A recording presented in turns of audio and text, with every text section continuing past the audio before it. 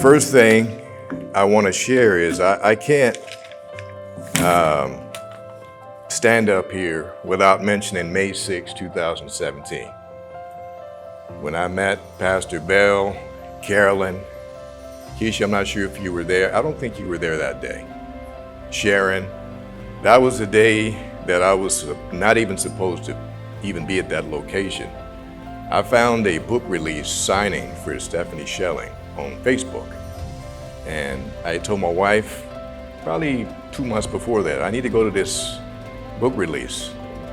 And the thing is, I was starting to do the opposite of what I told myself I would do, avoid crowds. So I did the opposite. I just signed up for this book release. My wife reminded me one Saturday morning, "Don't you have to be somewhere, babe?" "Oh, no, that's all right, I'm gonna sleep there." She said, "I think you should go." So I said, let me go, and once I get there, I'll see the exit, and I'll just go out the back door. But God, with his sense of humor, as soon as I get there, I see a waving hand. "Hey, Facebook friend, Stephanie." Never met her before. God planted in her so that she would make sure that I stayed. So I had to share that brief reason why I'm standing here with a book published by Noah's Ark Publishing. Without the heart and spirit of Pastor Bell being open enough at that event, I actually shared with him on that day. I said, we're going to be working together, but I reluctantly told him that. I said, I'm not a stalker or anything, but I just have to share that we're going to be working together. And he did a side eye like, And that was God putting a bookmark in that moment. So what I want to share shortly or briefly is I went from bullied to bully, and now I'm a servant soldier for Christ. So the beginnings, and this is why I needed this. Isn't it amazing how we all start? We all start like this. We all start that way. But isn't it amazing how we end up something like this sometimes? In my case, it was because of fatherlessness. My father abandoning me. But what I didn't realize at that time is that it was the enemy trying to keep me from walking in my purpose, even before I even knew about Jeremiah 1:5, he knew me before I was in the womb. But thank God for my wife, my helpmate, who's helped me meet the expectations of what God has always intended for me. And it's an ongoing process. So 18 to 24 years of being married, I didn't know how to be a man, still don't know how to be. But the thing about it, now I realize that being the head and being in my household, I kept making excuses about why I didn't want to take my rightful place and be the head. God would always share with me, just open up your heart. See, the big buffed out guy you saw was a child inside that was bullied. So when I started hitting the weights, getting a little larger, people started validating me in the negative way from the world's perspective. As I realized that they really liked me. No, they didn't. What I was really searching for was my earthly father, and I didn't even realize it. But being raised in this world, they teach us that you're not supposed to cry. You're weak if you do this or that, man up. But as I got older, I'm like, what does man up actually mean? But now being a kingdom man, I understand. A kingdom man stands for what's right. But I thank God, he didn't cause the bullying, but he allowed it so that I could understand what it's like to be the underdog, so to speak. And as my time goes, very quickly, I'm going to read an excerpt from my book. The title is, Where's My Daddy? Chapter 7. My daddy died. I felt nothing. I felt nothing for him, but I did feel abandoned and angry. He died without me being able to ask one simple question. Why didn't you want to be part of my life? My ears just wanted to hear the words, I love you, son. With his death, I knew this hope of hearing those words would never be a reality. I was deeply angry, and I didn't know how to feel. With all due respect to my mother, she did the best she could to provide for her family, but she couldn't teach me how to be a man. She actually fled from my father, and that's how we ended up in California, because he was so abusive. So when I look back, she never bashed him or anything like that. Never. That truly speaks to the character of my mother and her true trust and belief in God.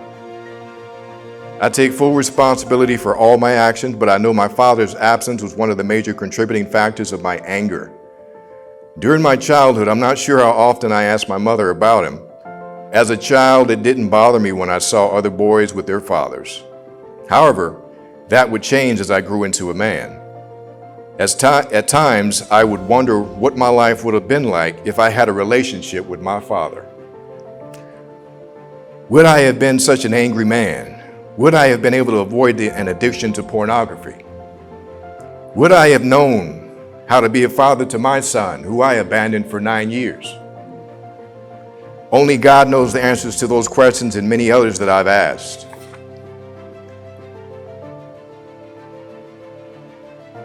To sum it up, my mother wanted to go to Texas. We drove down there, kept getting this tug at my heart. I said, where is he buried? But I said it sarcastically. God's sense of humor, maybe a football field that way. So we found his grave. I asked my mother to lead me. And I said, God, I'm here now. Now what? So I wrestled with God, and of course I lost. He says, you need to forgive him. I said, that's not happening. But after a little while of wrestling and know I was going to lose, I forgave him. But that was the beginning of my healing. So once I forgave him and I started saying everything I needed to say to him when he was alive, I turned the finger back to myself. Lord, forgive me for not being the man that I need to be for my family. Making excuses of why people are this or that instead of owning up to my responsibility. So repeating the cycle of abandoning my own son for 9 years, the update to that, since my time is waning very fast. How God works. After I wrote this book, by the grace of God, sitting at the table with Pastor Bell, he helped me realize I had to reconcile through the Holy Spirit with my son, but my pride and my ego wouldn't allow me to. He needs to come to me. But God said, you need to get over yourself. It's not about you. It's about what I'm trying to do through you. You need to break the cycle. But my pride, but you know what comes after pride? But when I looked around, it's just him and I and our family. No uncles, no grandfathers or anybody. So I had to make a decision. And that decision I made, I start reaching out via text. Of course, he didn't reply. Then he replied, it was an angry text, but I didn't get into my feelings. Who he think he talking to? I was just like, Lord, I just want to reach him. He said, just keep trying, keep trying. And I kept updating Pastor Bell. As he responded, he finally said, let's meet up. So he was expecting to see the guy you saw in the pictures because that's who he remembered as far as my attitude. Like, who you think you talking to? But when he approached, I didn't know if he was going to kick, swing, drop. But I said, Lord, if he does, I'm just going to grab him and hug him until he stops. So we got closer. We did the bro hug. I said, okay, we're good. Then he's looking at me. The next thing I said, want to have a seat?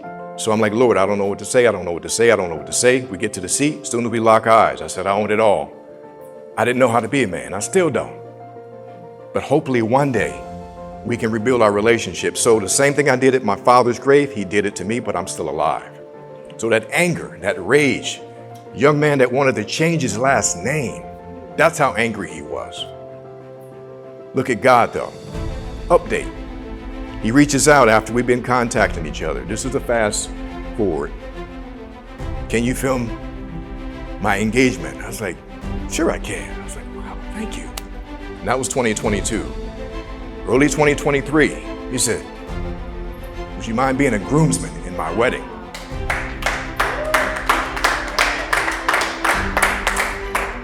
When it's all said and done, I'm standing at a wedding in August of 2023 as a groomsman. Instead of him changing his last name, he's giving it to his new bride.